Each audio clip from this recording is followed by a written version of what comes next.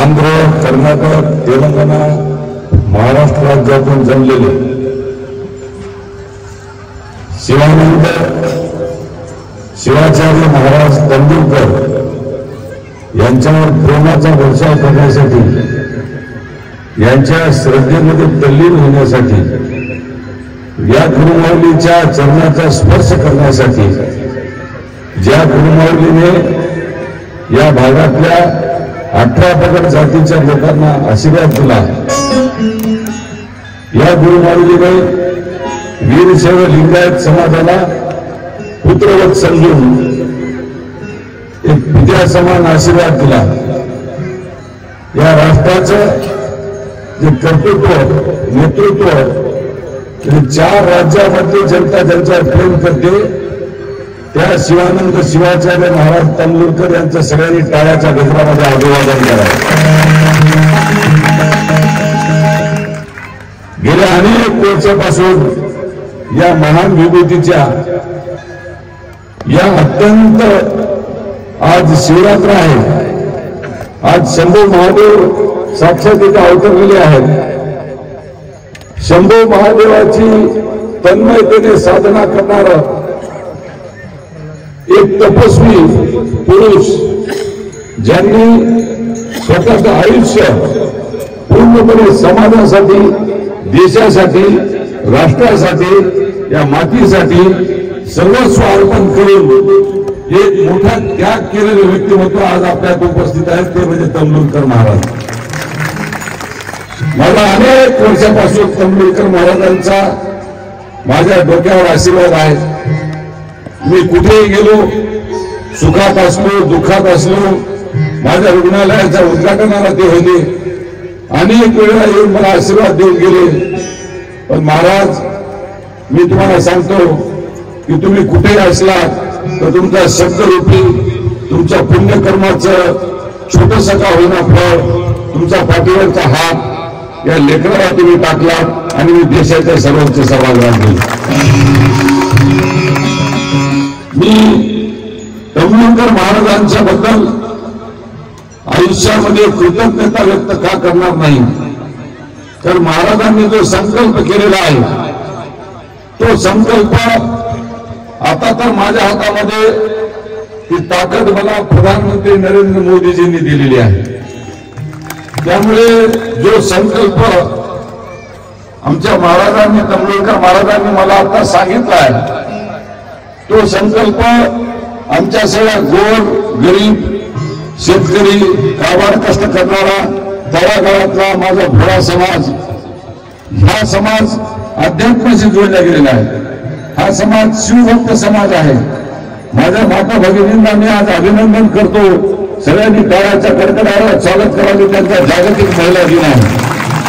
जागतिक महिला दिनाच्या निमित्ताने महाराजांचा आशीर्वाद घ्यायला, शिवाच्या चरणी लीन होण्यासाठी माझ्या माता भगिनी आज माझी एवढ्या वेळ वाट बघत असल्याबद्दल तुम्हाला साष्टांग दंडवत घालून मी माफी मागतो.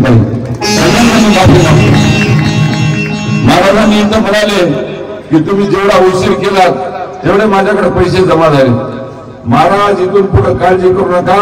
कुबेराच्या, तिजोऱ्याच्या चाव्या डॉक्टर अजित गोपछेडीच्या ताब्यात तुमच्या आशीर्वादाने आलेल्या आहेत. माझा स्वतःकडे तर निधी देईनच, परंतु महाराष्ट्रातल्या सगळ्या मंत्रालयाचे दरवाजे मी कसा उघडू शकतो हे सुभाष साहेबांना फक्त ठाऊक आहे.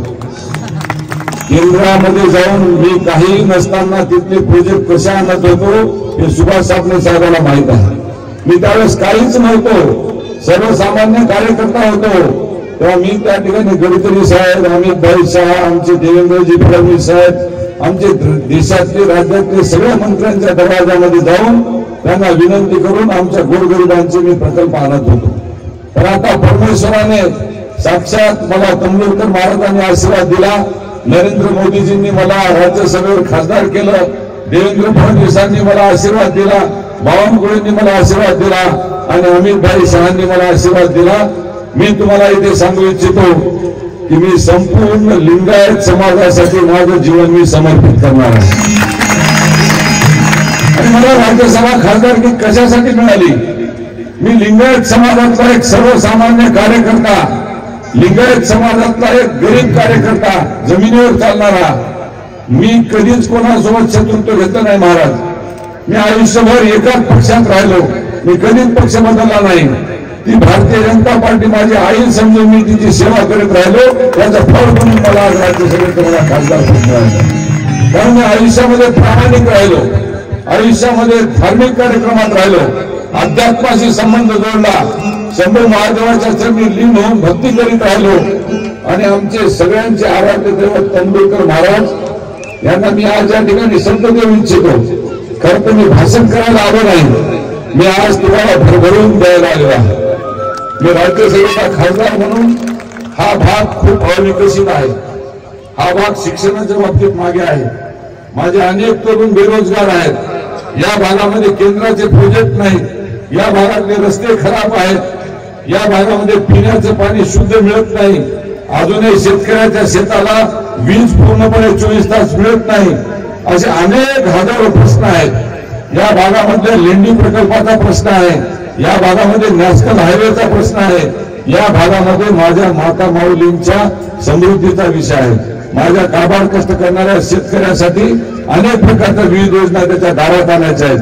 त्यामुळे मला राज्यसभेचं खासदार का केलंय तर बिलोली देगलूरचा फक्त विकास नाही, त्या भोवतालच्या पंचक्रोशीतल्या सगळ्या तालुक्याचा विकास करण्याची जबाबदारी ही डॉक्टर अजित गोपछेडीची आहे.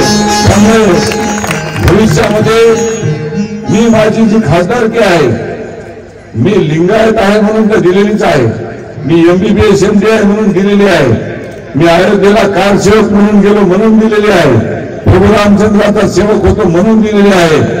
आणि या सगळ्या गुरुमाऊलींच्या सोबत अध्यात्माचं एक नातं आहे म्हणून मला ती राज्यसभेची खासदारकी मिळाली. मी फक्त शेवटी तुम्हाला सगळ्यांना एवढं सांगतो की हे 6 वर्ष पूर्णपणे माझ्या दुबळ्या भोळ्या जमिनीवर असलेल्या लिंगायत समाजाच्या सेवा करण्यासाठी माझं मी जीवन लावणार. आणि मी तुम्हाला परत सांगतो, या परिसरामधला फक्त लिंगायत समाज म्हणूनच नाही, तो पीडित शोषित वंचित जो 18 पगड जातीचा जो समाज आहे त्याचं देखील प्रतिनिधित्व करायची माझी पूर्णपणे तयारी आहे. मी सामने साहेबांना विनंती करतो, माझ्याकडून काही चुकत असेल तर मोठे भाऊ म्हणून तुम्हाला दिशादर्शन करावं. या परिसरामध्ये कुठल्याही समाजाचा माणूस असेल त्या समाजाच्या माणसाची सेवा माझ्या हातून घडावी ही मी तेंडुलकर महाराजांच्या चरणी नतमस्तक होऊन प्रार्थना करतो. आणि जाता आता तुम्हा सगळ्यांना एकच विनंती करतो, येणारा काळ हा सुवर्ण काळ आहे. येणारा काळ या प्रधानमंत्री नरेंद्रभाई मोदीजींनी रामाचं मंदिर बांधलं, प्रधानमंत्री नरेंद्रभाई मोदीजींनी काशी विश्वनाथाचं मंदिर सुवर्णमय केलं, या प्रधानमंत्री मोदीजींनी श्रीकृष्णाचं मथुरेचं मंदिर देखील आता त्या वाटेवर चाललेलं आहे. या देशातल्या धर्माची जागृती केली, या देशातल्या अध्यात्माची जागृती केली. ते स्वतः भस्म धारण करतात, विभूती धारण करतात, इष्टलिंगाची पूजा करतात, शंभू महादेवाची पूजा करतात आणि या देशातल्या साधू संत महात्म्यांचं ते नेहमी करता वंदन करून त्यांना नतमस्तक होतात.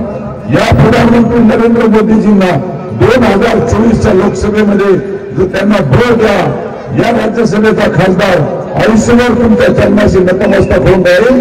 या प्रधानमंत्री नरेंद्र मोदीला जगाचा नेता करण्यासाठी तुम्ही सगळेजण बळ द्या, असं राज्यसभा खासदार म्हणून मी महाराजांच्या चरणी नतमस्तक होऊन तुम्हाला सगळ्यांना विनंती करतो आणि थांबतो. जय हिंद, जय महाराष्ट्र, जय भारत, हर हर महादेव, हर हर हर हर हर हर. धन्यवाद.